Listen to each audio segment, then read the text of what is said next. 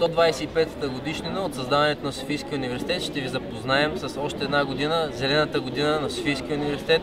Това са студенти, труд, много работа, ентусиазъм и много почистени дворни места.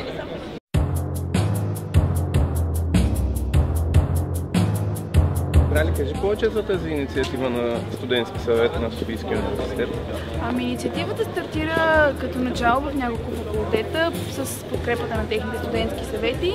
Представлява озеленяване и почистване на пространствата около факултетите, така че да станат по-красиво място и приятно за почивка на студентите. Тоест, ако аз дойда, каква работа ще ми дадете?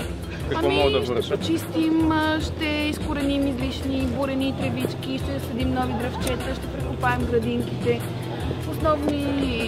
Основни неща. Ще има подготвени шатри с всички необходими инструменти за целта и като цяло ще бъде доста приятно. Тоест, всички студенти са добре дошли? Всички студенти са добре дошли, да. Това късмет, че ми се падна тази сутрин, като си взимах кафе на път за снимките за зелената година. Смятам, че е доста тематично за нашата кампания. А то е именно тайната да вървиш напред е да потеглиш. Марк Твен. 20 години всичко е било супер и се е поддържало. Тук някога е било обитавано от хора. На времето е имало пейки.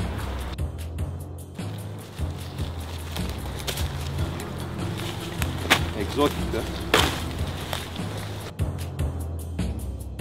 Може да има и тигри. Монитори.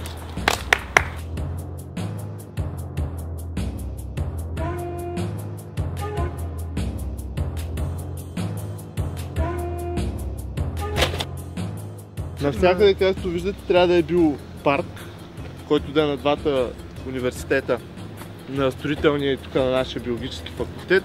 Както виждате, общо взето е един голям паркинг. Ей, тук вече мислим да е самия паркинг, където ще е нов.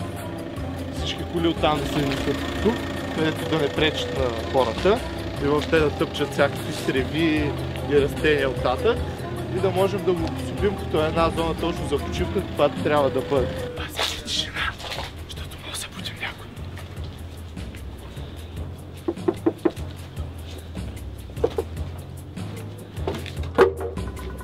Няма го. Ключантата му е тук. Еги тук е остатъци, като вчера се вечеря.